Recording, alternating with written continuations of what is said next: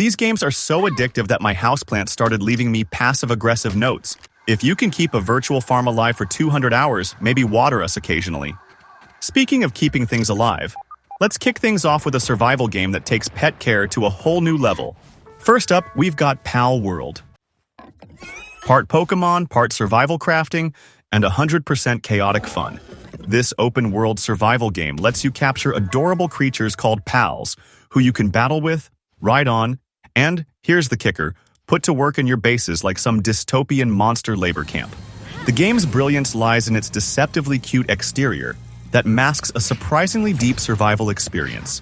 You'll start by punching trees, as is tradition, but soon you'll be running automated factories powered by cute little creatures. Want to build a weapons factory staffed by what are essentially Pokemon? Go for it. Want to ride a dragon while wielding an assault rifle? That's Tuesday in Palworld. The real hook, though? Co-op play. Teaming up with friends to build massive bases, raid dungeons, and create your own twisted version of a PAL-powered utopia is where the game truly shines. Just prepare for those 3 a.m. sessions where you swear you'll just finish this one base upgrade. Darkwood. If you've ever thought, I wish survival games were more like psychological horror that makes me question my life choices, then boy, do I have the game for you. Unlike most survival games that rely on the bigger gun, better chances formula, Darkwood takes a different approach. Here, light is your most precious resource. The daytime hours are for scavenging, fortifying your hideout, and crafting. But when night falls, that's when you realize why your mom told you not to go into the woods alone. The top-down perspective somehow makes everything more terrifying because you can't see what's directly behind you. And the sound design will have you jumping at every creak and whisper. What sets Darkwood apart is its commitment to storytelling without holding your hand. There's no tutorial pop-ups or convenient quest markers. You're thrown into this messed-up world and left to piece together the narrative through encounters with bizarre characters, cryptic journal entries, and hallucinations that may or may not be real. If you're tired of survival games where the biggest threat is forgetting to eat a berry every 15 minutes, Darkwood will remind you what true survival horror feels like. Just maybe leave a light on when you play this one. No Man's Sky. Let's talk about gaming's greatest redemption arc. No Man's Sky launched as a dumpster fire so spectacular that it could be seen from space. But in 2025, this beast has evolved into one of the most content-rich survival experiences out there, proving that sometimes the journey actually is more important than the destination. At its core, No Man's Sky is a survival game spread across 18 quintillion procedurally generated planets. That's not hyperbole, that's the actual number. You start with a broken ship on a random planet and must immediately start gathering resources to not die from extreme temperatures, toxic atmospheres, or aggressive wildlife. The survival elements strike a perfect balance between challenging and manageable. You'll need to maintain life support systems, fuel your ship, and craft increasingly advanced tech to survive harsher environments. No Man's Sky proves that survival games don't need to be constrained by a single map or even a single planet.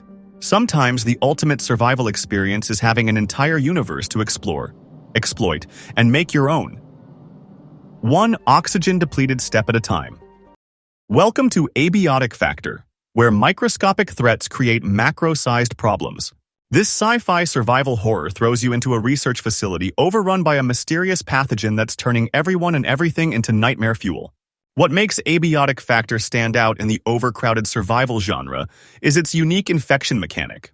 Unlike zombies you can headshot or cannibals you can outrun, the pathogen in this game infects everything: the air, water, food, and yes, even you. You're constantly monitoring your exposure levels while trying to complete objectives, and watching that meter tick up creates a sense of dread that few other games can match. The research facility setting offers a refreshing change from the usual forest island survival locales. You'll navigate through sterile labs that gradually become more corrupted and organic as the pathogen spreads, creating a visual storytelling element that's both disgusting and fascinating. The environmental storytelling is top-notch, with each area telling part of the story of what went wrong before you arrived. The forest? Plane crash survival is a pretty common trope, but the forest took that concept and added a healthy dose of what the actual to create one of the most unsettling survival experiences out there. As the lone survivor of a crash, well, you and your son who gets kidnapped immediately, Parent of the Year award incoming. You're trapped on a peninsula inhabited by cannibalistic mutants who are simultaneously trying to eat you and observe you with an unnerving curiosity. The survival mechanics hit that sweet spot between realistic and fun. You'll need to hunt, gather, and maintain your hunger, thirst, and warmth, but the game never becomes a tedious stat management simulator. Instead, these systems create a framework for the real star of the show: the constant dread of being watched.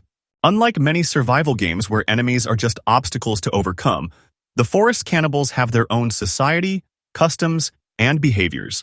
They communicate with each other and even drag their wounded away from battle. This unpredictability creates moments of tension that few other games can match. What elevates the forest from just another survival game to, oh god, why am I still playing this at 4 a.m., is its commitment to its horror elements. The game features a complete story with multiple endings that takes you deep into cave systems that would make spelunking enthusiasts nope right out. The forest nails the progression from helpless survivor to hardened wilderness veteran, but never lets you feel truly safe. Even when you've built a fortress that would make medieval kings jealous, the constant psychological pressure of being observed, tested, and hunted creates a survival experience that stays with you long after you quit the game, usually to double-check that your real-life doors are locked. The Long Dark. Forget zombies, mutants, and aliens. Sometimes the most terrifying opponent is just good old-fashioned Mother Nature being a complete bitch. The Long Dark drops you into the Canadian wilderness after a geomagnetic disaster, and your only objective is to not join the Frozen Corpse Club. This isn't your typical punch trees, build a mansion survival game. The Long Dark embraces a minimalist, realistic approach to survival that makes every single calorie count. Your primary concerns are maintaining body temperature, avoiding starvation, and staying hydrated. What makes The Long Dark special is its commitment to atmosphere.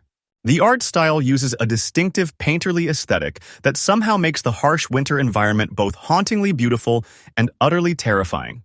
If you're looking for a survival game that strips away the fantastical elements and focuses on the raw, unforgiving nature of actual survival, The Long Dark will keep you engaged for hundreds of hours, or until you inevitably make a fatal mistake and have to start over. Subnautica. This underwater survival game drops you, literally, onto an alien ocean planet after your spaceship crashes, with nothing but a tiny life pod and a fabricator to your name. What immediately sets Subnautica apart is its alien ocean setting. Instead of the usual forests, islands, or post-apocalyptic wastelands, you're exploring a vibrant underwater ecosystem teeming with life, some of which considers you a tasty snack. The survival mechanics are well implemented without being overwhelming. You'll need to manage oxygen, obviously, hunger, thirst, and eventually deal with radiation and extreme pressure in deeper biomes. The game's progression is tied to crafting increasingly advanced gear that allows you to explore deeper regions, where you'll find more exotic materials to craft even better gear. This create to explore to create loop feels organic rather than grindy. Base building in Subnautica deserves special praise. Unlike many survival games where bases are primarily functional, Subnautica lets you create underwater habitats that are both practical and visually stunning. There's something deeply satisfying about sitting in your glass-domed observatory watching alien fish swim by, knowing you carved this safe haven out of a hostile environment. Subnautica proves that survival games don't need to be bleak to be engaging. Its colorful world, fascinating ecosystem, and underlying environmental message create an experience that's as thought-provoking as it is addictive. Grounded. Remember Honey, I Shrunk the Kids? Grounded takes that concept, adds a hefty dose of survival mechanics, some Pixar-quality character design, and unleashes it in a suburban backyard that suddenly feels like an alien planet when you're the size of an ant. The premise is simple. You're a teenager who's been shrunk to microscopic size. The backyard setting becomes an entire world to explore, with distinct biomes ranging from the grasslands of unmowed lawn to the desert of a sandbox, or the swamp of a muddy patch near a leaking hose. Familiar objects take on new significance. A discarded juice box becomes a massive structure you can build a base on. The survival mechanics are well implemented and thematically consistent. You'll need to harvest dewdrops for water, hunt tiny insects for food, and gather plant fibers and other materials to craft tools and shelter.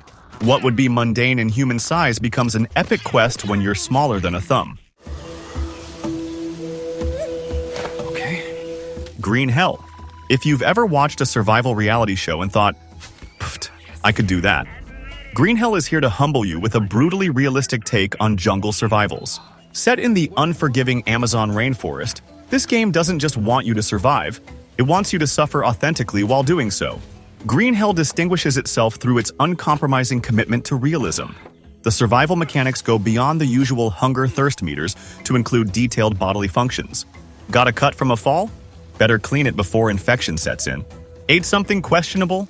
Enjoy your intestinal parasites. Sleep deprivation, nutritional deficiencies, and mental health are all tracked with meticulous detail. Once human, in a genre saturated with zombies, mutants, and post-apocalyptic wastelands, Once Human manages to stand out by asking an intriguing question. What if the apocalypse wasn't just destructive, but transformative? This survival game takes place in a world where a mysterious alien substance called mutagen has not only created hostile creatures, but fundamentally altered the laws of reality itself. You play as a variant, someone who died but was reanimated and altered by mutagen exposure. This gives you abilities beyond normal humans, but comes with the constant need to manage your mutation levels. The survival mechanics build on this premise brilliantly. Beyond the standard needs like food, water, and shelter, you must manage your mutagen levels through carefully timed exposure or purging. Your variant abilities evolve based on how you interact with the mutagen, creating different playstyles. And that wraps up our list of 10 gripping survival games you'll play all night long. These single-player games will keep you hooked for hours. Don't forget to like, subscribe, and hit the bell icon so you never miss our next gaming countdown.